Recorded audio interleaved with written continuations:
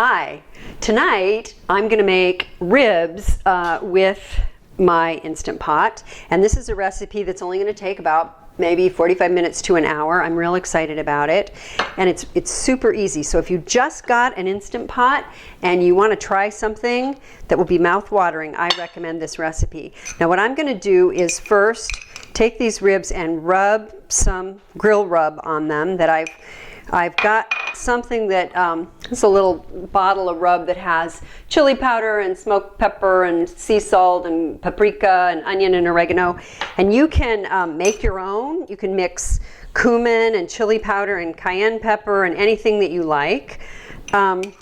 Just rub it into the meat really well. Oh, and then add some brown sugar. I had this bourbon sugar that we bought when we were in Kentucky last summer, and it's always nice. It adds a nice flavor. So I'm rubbing this down. Use up all my rub that I put together here. Just rub that right into the meat.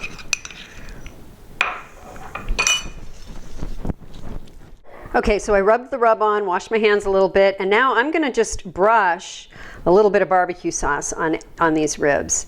And I'm using this really excellent barbecue sauce, Brewer's Best, from Wichita, Kansas. My daughter, who lives in Wichita, sends me this, and it is really good. My son sends me Kansas City barbecue sauce from time to time. He knows we love barbecue sauce. It's easy to make your own barbecue sauce, but let's keep this simple. So I'm just going to rub a little bit of that on each of these ribs, these racks of ribs. And now I'm just placing the ribs into my liner pot here, standing up, kind of leaning on each other. There we go.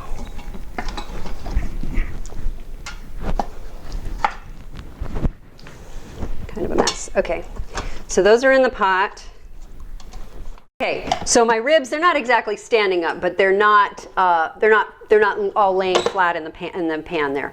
So now I'm going to take 1 cup of water and pour that into the pot, and I'm going to add a couple drops of liquid smoke. There, that just adds to it. Okay, so we are ready now.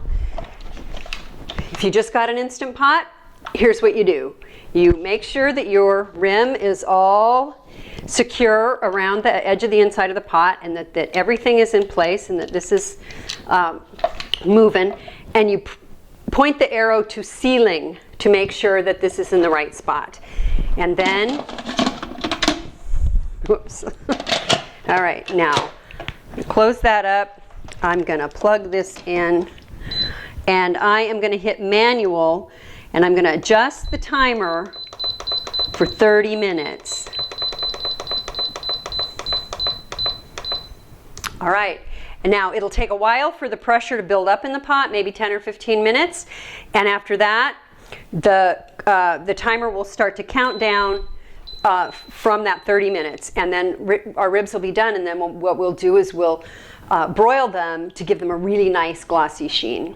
Okay, so my pressure hasn't built up yet, but you notice that there's a lot of steam coming out. That's very normal. As soon as the pressure builds, the little valve will pop up, and that will stop, and that's when the pressure cooking is going to start. Okay, so now the valve has popped up. All that steam is just going to stay in the pot and get nice and hot, and pretty soon my timer is going to go on, and 30 will show up, and it'll start counting down. Okay, so my beeper just beeped, and this is ready to go. So what I'm going to do is carefully, without putting my hand over the top of that valve, I'm going to let that vent. I'm doing a quick release on these ribs rather than a natural release. Some recipes call for a natural release, in which case after the pressure cooking is done, you don't do anything for 10 or 15 minutes while you just let that release, that steam release by itself. But in this case, I'm venting that fast. Okay, so the steam stopped coming out. The little valve here has popped back down, and I can open this up, and my ribs look really, really beautiful. What I'm going to do is I'm going to take these out, and put them right here on this cookie sheet. I've lined the cookie sheet with foil and I've put a rack on top. And then what I'm going to do, all right, now what I want to do is brush that again. And I'm real picky. I don't like to use the same brush that I used when my meat wasn't cooked, so I put the barbecue sauce in, I put more barbecue sauce in a different bowl, and I'm using a different brush. And now I'm going to just generously brush these ribs with this barbecue sauce so that it looks just nice and glossy and pretty. And what I've done is I'm heating up my oven, but I'm going to turn it off. It's almost to 350 right now. I just wanted it to be good and hot, and then I'm going to put these under the broiler. All right, so we're good to go on that. Okay, so I've turned my oven on to broil. I'm going to hit the timer for 4 minutes and put these in. They're a few inches from the broiler. I'm going to watch those carefully. And after 4 minutes, I'm gonna turn them. Okay, so I gotta watch these really carefully. They are looking beautiful. We got about 20 seconds left, and then I'm gonna pop them out and flip them and baste them again. Look how beautiful those are. Look at how beautiful those are. All right, so just to kind of make sure that they're just so perfect, I'm going to flip them over. Oh, they are falling off the bone, which is exactly what I wanted. And I'm going to just finish off the rest of this barbecue sauce and stick them under the broiler again. That barbecue sauce gets so beautiful and bubbly under the broiler.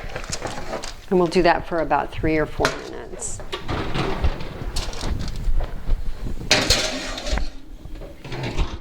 Okay, so those are looking really, really beautiful. I think I'm going to pull them out now. They've been under the broiler for about 4 minutes. I'm going to turn my timer off and my broiler off and pull these out. Whew, hot. Ooh, ooh, ooh, look at how beautiful those are. Unbelievable. Okay, so what I'm going to do now is just flip those over.